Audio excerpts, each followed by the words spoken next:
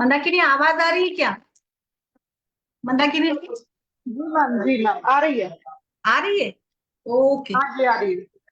हाँ मंदाकिनी आवाज आ रही है क्या? ठीक है ठीक है। तो आवाज नहीं आ रही करके मैं ये कर रही थी कि दूसरा लैपटॉप में लेके आई थी। ठीक है कंटिन्यू करते हैं इसको। अभी तक तो नहीं बोल रहे थे इसलिए मैंने।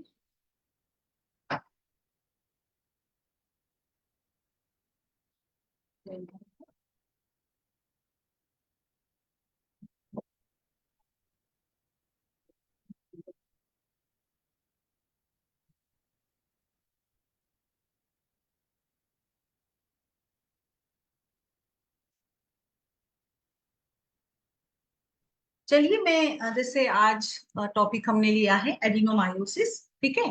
तो एडिनोमायोसिस और एंडोमेट्रियोसिस में मैं फर्क बता रही थी। चलिए मैं जैसे आज टॉपिक हमने एडिनोमायोसिस में भी मतलब एंडोमेट्रियम पर ही सूजन होती है दोनों व्याधियों में। बट इसमें क्या फर्क है, जैसे कि एडिनोमायोसिस में पेनफुल पीरियड्स होते हैं और डिस्परयूनिया होता है, क्रोनिक पेल्विक पेन होता है, एब्नॉर्मल ब्लीडिंग होती है, इनफर्टिलिटी और एनलार्ज यूटरस होता है। और एंडोमेट्रियोसिस में भी पीरियड जो आएगा पेनफुल ही आएगा, इसमें भी डिस्परयूनिया लक्षण रहेगा। इसमें बाउल मूवमेंट्स में भी पेन होता है और यूरिनेशन भी पेनफुल बन जाता है, पेल्विक पेन, फटीग, नोजिया और डायरिया, ऐसे सारे लक्षण इसमें होते हैं। तो दोनों में ये फर्क है। बहुत ही कम फर्क दोनों में हमें मिलता है। तो एक तो जैसे कि सबसे पहले तो एंडोमेट्रियम का समझ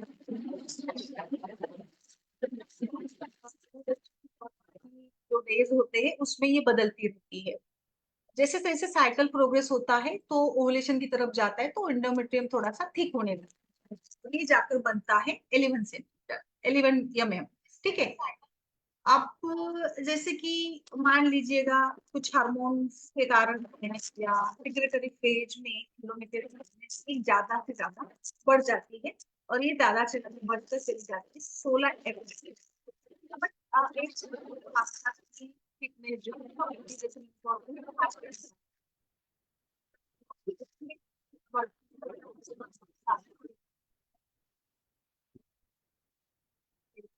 मैम आवाज नहीं आ रही है आपकी। हाई बीपी के कारण अभी हाँ रुक रुक के आ रही है, ऐसा लग रहा है बहुत दूर से बोल रहे हो आप।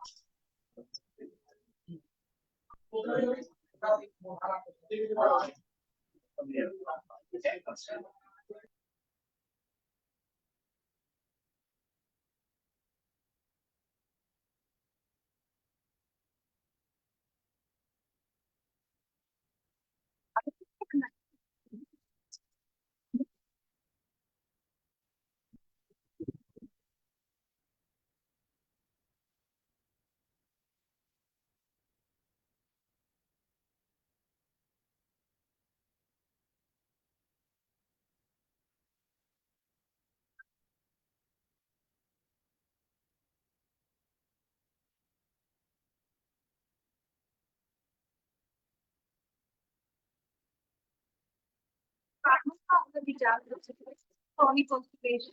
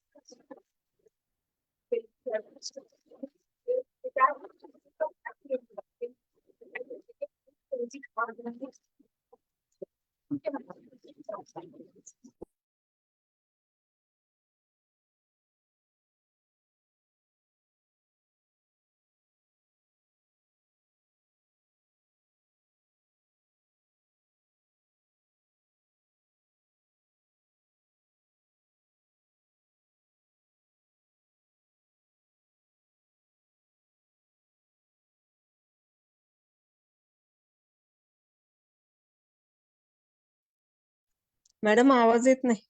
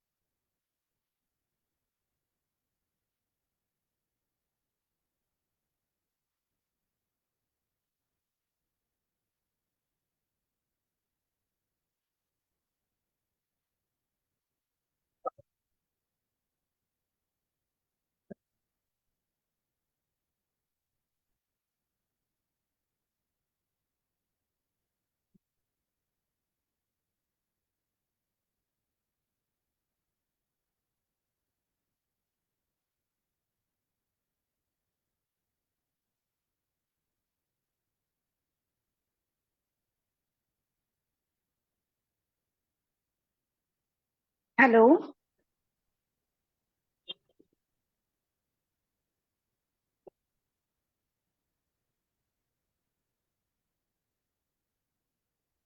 हेलो मंदाकिनी मैम, आवाज आ रही है क्या? यस यस, अभी आ रही है आवाज मेरी? जी जी मैम, अब आ रही है मैम, अभी तक नहीं आ रही थी आवाज। यस यस, थोड़ा सा प्रॉब्लम इको हो रहा था। Just a minute.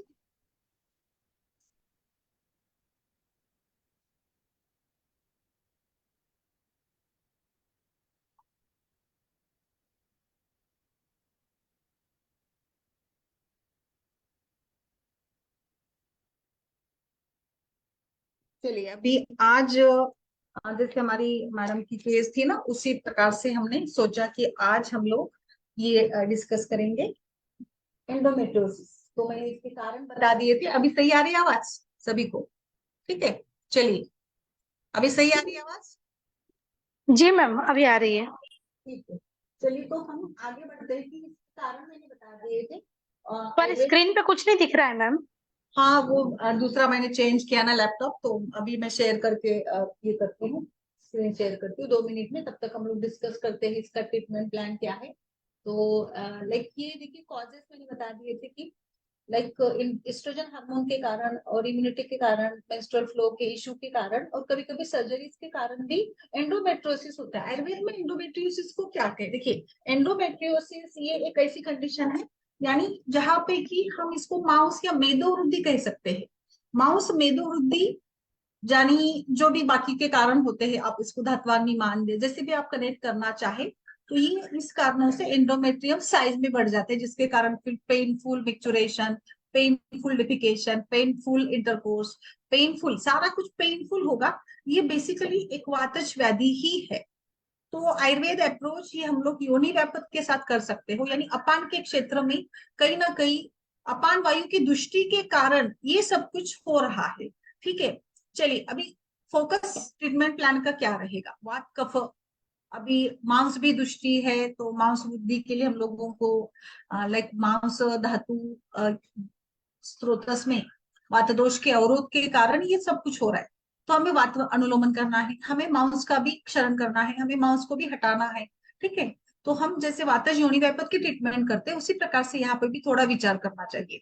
दूसरी ट्रीटमेंट हमारी रहेगी इसमें ट्रीटमेंट फॉर ग्रंथि या गुल्म के जैसे, और तीसरा रहेगा विचार इन्फ्लामेशन, चौथा रहेगा विचार रक्त प्रसादन, जैसे आर्तों को अगर रक्त से कनेक्ट करते हैं तो, और पांचवा रहेगा कि पुनरुत्पत्ति ना हो इसके लिए रसायन चिकित्सा। तो देखिए, आपको क्या क्या विचार करना है।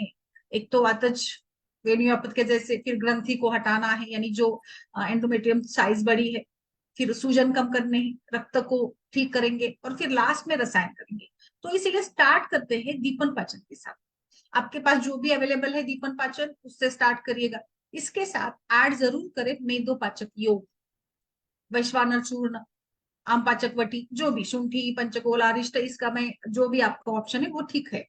नेक्स्ट हम इसमें देंगे चंद्र प्रभावटी, जो कि आर्तव स्त्रोतस एवं मूत्र, यहाँ पे जो सिम्टम्स है ना, ये सारे यूरोजेनेटल सिस्टम से रिलेटेड है, पेन है, सूजन है।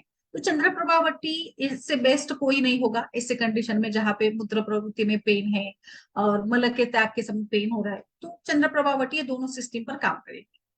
नेक्स्ट आरोग्यवर्धिनी ऐड करना है।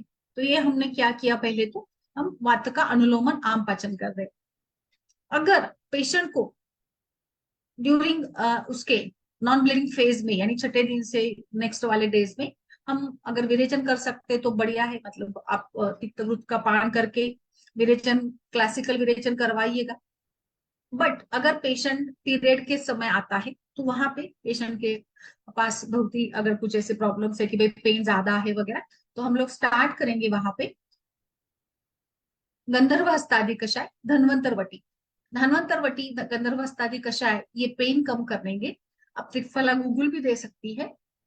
हेवी ब्लीडिंग, अगर बहुत ही ज्यादा हेवी ब्लीडिंग हो रही पेशेंट को, तो आप जैसे रक्त स्तंभन के लिए पुष्याणु चूर्ण है, बोलबद्ध रस है, या फिर आप सुकुमार घृत है, वासाघृत है, अशोकारिष्ट है, पत्रांगासो है, ऐसे जो भी आपके पास विकल्प है, चंद्रकला रस है। हेवी ब्लीडिंग कम करने के लिए हम लोग पित्त शमन की चिकित्सा यहाँ पे देंगे। तो ये आप ब्लीडिंग फेज में करेंगे पित्त शमन चिकित्सा। अगर नॉन ब्लीडिंग फेज है उस समय पे हमें क्या करना है, विरेचन करना है, और इस समय पे ही हम सूजन कम करने वाले औषधियों का प्रयोग कर सकते हैं, या लेखन करने वाले, माउस का क्षरण करने वाले।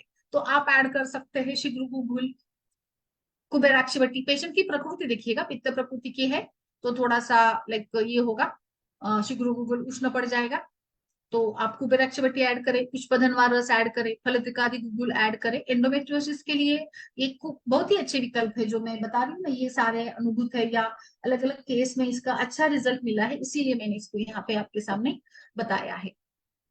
क्लासिकल विरेचन, मान लीजिए आप एक पहले महीने में आपने क्लासिकल विरेचन दे दिया, तो नेक्स्ट महीने में ये सारी मेडिसिन दीजिएगा। बस्ती भी कर सकते हैं आप, अगर क्योंकि वातक क्षेत्र पर हमें कार्य करना है ना, तो बस्ती अच्छी है। बस्ती के लिए आपको कुमारी तेल, सहचर तेल बेस्ट काम करेंगे। पेशेंट बहुत ही ज्यादा ओबेस भी है, या अगर वो खुद चाहता है कि मेरा वजन कम हो, तो हम लोग इसमें अभ्यंग, वृक्ष उद्वर्तन, जो उद्वर्तन से ब्लड सर्कुलेशन इंप्रूव होगा और लिम्फ सर्कुलेशन भी ठीक रहेगा। ठीक है, स्वेदन भी दे सकते हैं आप। और फिर आपको अगर जरूरत है आगे जैसे लगता है तो पिच्चू भी दे सकते हैं, योनि पिच्चू आप चांगेरी घृत का और फलघृत का। अगर पेशेंट आगे कंज्यूम होना चाहती है तो फलघृत का पिच्चू या सेचर तेल का पिच्चू बहुत ही अच्छा है। पेशेंट को इंस्टेंट पेन रिलीफ के लिए आप हॉट एंड कोल्ड इस प्रकार के ये कर सकती है, यानी एक बार हॉट एंड एक बार कोल्ड, ऐसे बॉटल से या जो सेकाई करने वाले पैड्स होते उसके साथ आप इसको पेल्विक पेन, पेल्विक मसल को रिलैक्स करिएगा। पेल्विक मसाज या जैसे ऑयल का मसाज भी एंडोमेट्रियोसिस का पेन कम करेगा। खान पान में हल्दी, जीरक, ऐसे थोड़े से कूलिंग वाले मसाले ऐड करिए ताकि सूजन कम हो जाए। डाइटरी चेंजेस बहुत ही हाईली रिकमेंडेड है। डेयरी प्रोडक्ट्स, प्रोसेस्ड फूड और ग्लूटेन, शुगर, मैदा, ऐसे सारी चीजों को, मीट है, ये सारा बंद करके हमें फोकस करना है माउथ में और मांस धातु पर। तो वसायुक्त भोजन कम करके जितना आप इसमें बाकी जो फूड मटेरियल है वो ऐड करें उतना अच्छा है। यानी जैसे पानकल्पना से आप दे सकते हैं, षडंग पानी दे सकते हैं, मेथी दाने भिगो कर दे सकते हैं, और फेनुग्रीक भी आप भिगो कर दे सकते हैं, अजवाइन का प्रयोग कर सकते हैं।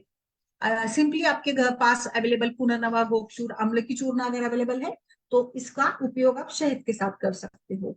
तो जितने सिंपल मेडिसिन आपके पास अवेलेबल है तो उनका आप, जैसे त्रिकुटु भी है तो त्रिकुटु भी चलता है, वहां पे हमें लेखन भेदन करना है ना यहाँ खास करके, तो बिल्कुल आप ये भी यूज कर सकते हैं, कोई प्रॉब्लम नहीं है।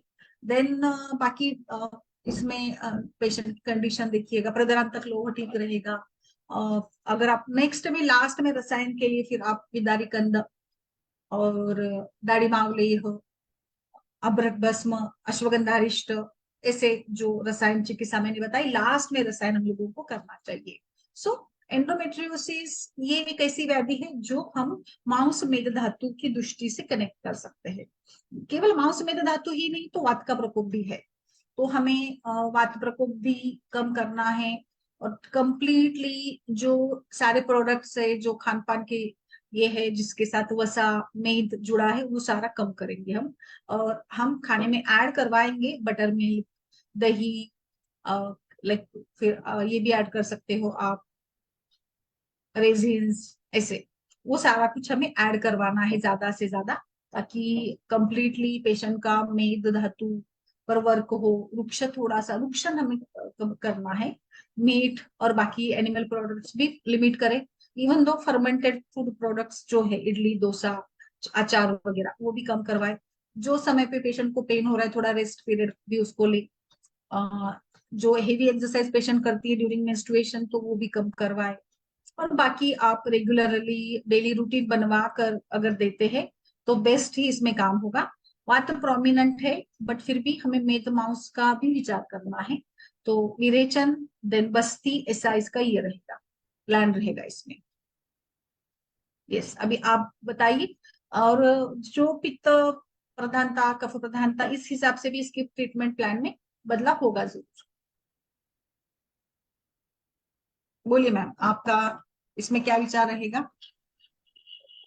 मैम जैसे आपने कहा कि इसमें सबसे पहले अपनों को विरेचन प्लान करना पड़ेगा, तो विरेचन हम लोग किस किस हिसाब से मतलब उस वो बताइए ना, प्रोसेस कैसी रहेगी अपने विरेचन देने की। हम रूटीनली जैसे करते हैं ना, स्नेहपान ही करवा कर आपको विरेचन करना है। महातिक्त तिक्त ऐसे इसका उपयोग करवाइएगा, क्योंकि वो तिक्त रस आम पाचन करेगा। तिक्त रस मांस और मेद धातु के लिए भी ठीक होता है ना, तो बिल्कुल इस प्रकार से आप ये कर सकती है यहाँ। तो मैम इनका वही जो अपना नॉर्मल स्नेहपान का तरीका रहता है ना, 7 दिन तक स्नेहपान कराएं, फिर उसके बाद विरेचन दे, ये वैसा 7 करवाना दिन है? या जैसे आपका पेशेंट की जो ये है ना, उसके हिसाब से करना है। 7 दिन यानी 7 दिन ऐसा नहीं है, पेशेंट की जी। प्रकृति को देखकर करना होगा आपको ये। और इंक्रीजिंग इंक्रीजिंग डोज रहता है मैम इसमें घृतपान का, जैसे 30 ml से शायद शुरू करते हैं ना इसको, early morning, yes empty stomach. Yes. तो उसको इंक्रीजिंग 30 ऑर्डर में लेना ml से रहता है? आप वर्धमान मात्रा में करेंगे, वर्धमान मात्रा में। जी। मैक्सिमम? मैक्सिमम 5 डेज करिए या 7 डेज मैक्सिमम। आप जा ऐसा कुछ नहीं मैम, देखिए आप पेशेंट की अग्नि और पेशेंट की प्रकृति पर भी ये डिपेंड करता है। ऐसा इसका कोई ये नहीं है, आप दे नहीं सकते हैं, मैम, बट मैं ऐसा ये ना। ये पूछ रही हूँ उसको, जैसे 10-10 ml रोज इंक्रीज करें क्या? जैसे आज 30 दिया तो कल 40 दे, 50, फिर 60, नहीं, ऐसा 10 दें 10 क्या ml उसको? नहीं है मैम, उसको ना दुगना करना है आपको। अगर आज आपने 30 दिया तो कल आपको 60 हाँ। देना है, ऐसे करना है उसको ना। ओके ओके ओके, फिर हाँ 90, then yes 120, yes yes yes and then 150, है ना? ये यस यहाँ तक काफी हो जाएगा? यस जी मैम, फिर उसके बाद विरेचन? यस। उसके बाद विरेचन। और विरेचन किस चीज से देंगे मैम? विरेचन आप डिपेंड करता है, तिरुतावले का उपयोग कर सकते हैं, मोदक का प्रयोग कर सकते हैं, विरेचक वटी आती है उसका कर सकते हैं। जो जी पेशेंट की प्रकृति है उसके हिसाब से आप ये कर सकती है।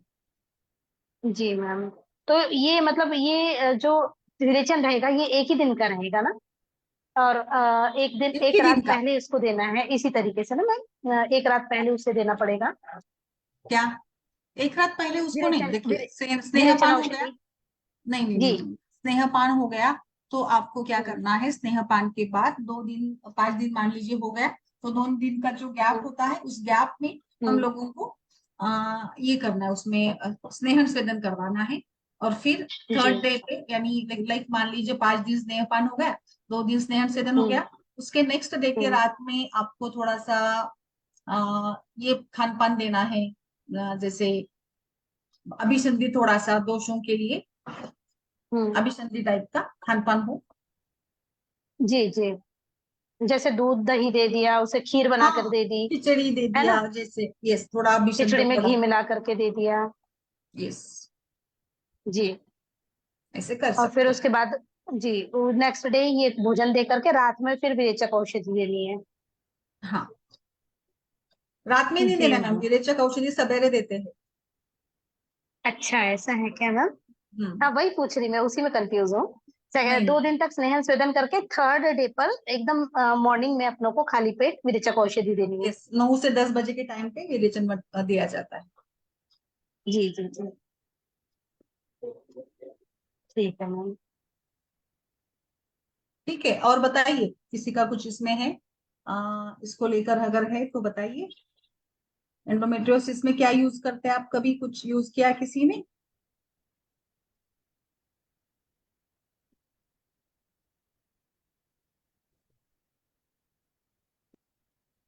बोलिए मैम, मंदाकिनी।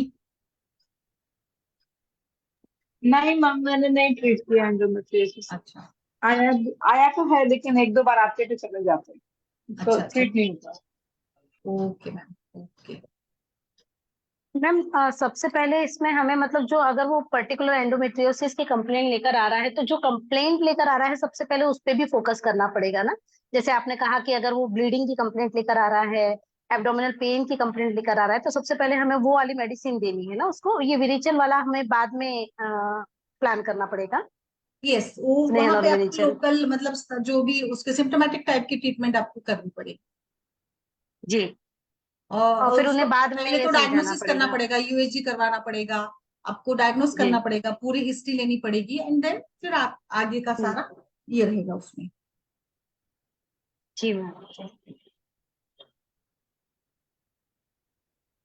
यस। और कुछ है किसी का? मेरे पास नहीं आई है, कभी आएगी मैम तो मैं अच्छा आई ठीक है। Will share with you. अच्छा अच्छा अच्छा, ओके ओके। बाकी दीपिका जी, सुनील कुमार जी, गोपाल कृष्ण जी और अब संपदा जी, बोलिए। मैम हम इसे आयुर्वेद में किसके साथ में कंपेयर कर सकते हैं? आप इसको ना वातजीयोनि व्यापक कह सकते हो, आप इसको एंडोमेट्रियोसिस को इसके साथ भी आप कनेक्ट कर सकते हो, मांस वृद्धि, मांस मेदो वृद्धि ऐसे कह सकते हो। जी। और एक्चुअली मैम मेरे एक पास ये सेशन, है। बोलिए बोलिए, हाँ बोलिए। मैम जी मैम एक सेशन है ना मैम, वो जो अपना FSH है, FHS है, follicle sorry FSH follicle stimulating hormone, then LH, then वो एंटी मुलेरियन हार्मोन, ये इन सब का जो है किस तरीके से अपने मेंस्ट्रुअल साइकिल इफेक्ट होती है, या फिर इनफर्टिलिटी में ये सब क्या रीजन करते हैं? मैम प्लीज एक सेशन इस पे भी लीजिएगा। ठीक है जरूर, कोई बात नहीं। यस, ये व्यान अवरुत्त अपान भी आप इसको कह सकते हो, व्यान अवरुत्त जी। अपान जी मैम। इसको। हाँ, एंडोमेट्रियोसिस को। हाँ।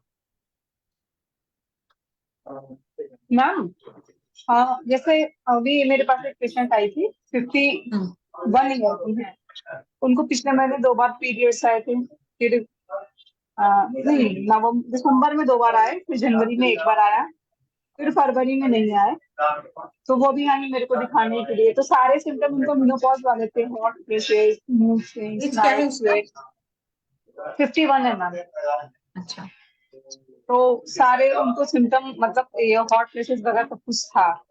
तो वो मुझे बोली कि मुझे ना यूपीटी कराना है, मुझे डर लग रहा है कि मेरे प्रेगनेंसी ना रुके। हम्म। तो वो हमने कराया मैम, ठीक है। तो वो मैम ये पूछ रही थी कि वो अभी कह रही है कि मुझे दवा दे दो कि पीरियड्स आ जाए। तो मैम मैं क्या करूँ दादी? तो मैंने बोला कि पहले आप जांच करा लो। तो मैंने FSH, LH और स्टोडियल कराने के लिए भेजा है। तो इसलिए मैम मैम क्या दवा देंगे या फिर हम वेट एंड वॉच करेंगे पीरियड्स के लिए? मुझे लगता है कि वॉच करे, थोड़ा सा बेटर रहेगा, है ना? वॉच करेंगे बाकी तो। ऐसे कुछ खाने के लिए फिर? अभी आप ना मैम एक बार फिर उसका विरेचन करवा लीजिएगा। अच्छा, ठीक रहेगा सबसे ना। पहले नहीं करा पाएंगे मैम, OPD बेस पे ही करा पर हाँ, पाएंगे अभी इनका। देखिए, पहले तो अभिपत्ति कर आरोग्यवर्धिनी ये सारा कुछ स्टार्ट करवाइए, मुझे ऐसे लग रहा है ना, एक रूटीनली हम ठीक है। जैसे देते हैं पेशेंट को वो। हम्म। देन हम लोग अभी ये जो उसका अनार्तो है या जो भी कारण है, लाइक आप बोल रहे हैं ना मेनोपॉजल के जैसे लग रहा है, तो एक तो शरीर शुद्धि भी हो जाएगी, कभी कभी धातु क्षय हम्म। के कारण भी होता है, और मेनोपॉज के एज के साथ ही आजकल की 37-38 के महिलाओं को भी ऐसे इरेगुलर मेंसेस हो सकते हैं। तो तुरंत ट्रीटमेंट की हम्म। भी जरूरत नहीं होती है, कभी कभी क्या है छोड़ देना चाहिए, शरीर की प्रवृत्ति जैसी उस प्रकार से शरीर रिएक्ट करता है।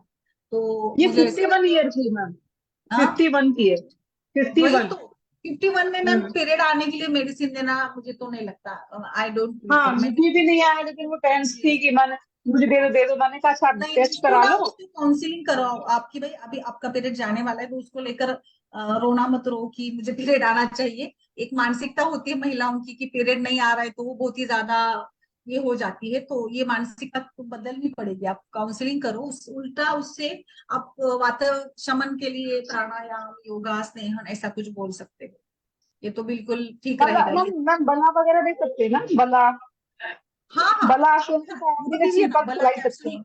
101 बला दीजिएगा आप, शतावरी अश्वगंधा का मिल्क पाक बनाकर उसको क्षीर पाक बनाकर वो खाने को बोलिएगा, वो ठीक है ना।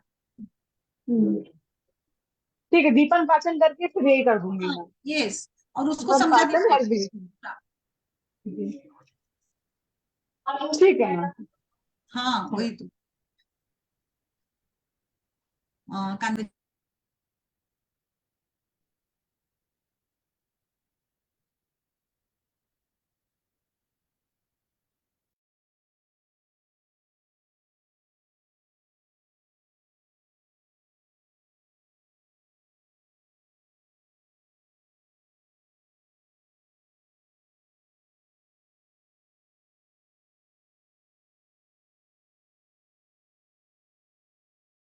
यस, और किसी का कुछ है?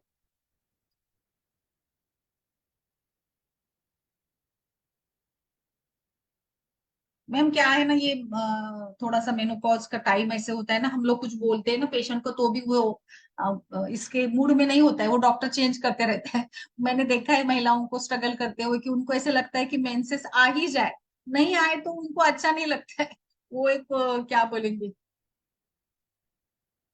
हालत हाँ, वो ये जब तक तो उनका कहना ये था कि इसको बंद होना है तो अपने आप ही धीरे धीरे धीरे धीरे करके बंद हो जाए। मैंने कहा ऐसा नहीं होता है, कभी वो दोबारा जाता है, कभी एक बार नहीं yes, आएगा। मैंने कहा ऐसे भी होता है। वही तो बाकी वही तो। उन्हें अपने घर के बारे में कुछ पता ही नहीं था, मम्मी बहन मौसी कोई थी ही नहीं। तो मैं ये हम्म भी नहीं, टाइमिंग आपका वही है। मैंने कहा अब आप हम्म, वॉच करिए। अच्छा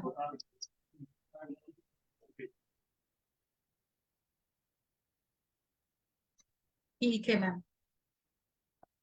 तो वो इनका केस था ना इसका, इसीलिए मैंने सोचा कि आज यही इसके बारे में, एंडोमेट्रियोसिस को ही लेकर, मेरे पास इसका ये है, मैं पीडीएफ है, मैं शेयर कर देती हूँ। वो लैपटॉप के कारण आवाज के इश्यू के कारण मैं इसको ये नहीं कर पाई, तो आपको मैं ये कर देती हूँ। मैम मुझे आपने ऐड नहीं करा है मार्च वाले में, मुझे कुछ भी नहीं मिल रहा है। अच्छा अच्छा, ओके ओके, सॉरी, मैं करवाती हूँ, अभी करती हाँ हूँ। Ma'am please. और वो मात्रावस्ती वाला लिटरेचर भी प्लीज रीसेंड कर दीजिएगा। ठीक है नोट डाउन कर लूंगी मैं फिर से। ठीक है ठीक है, ओके, थैंक नमस्ते।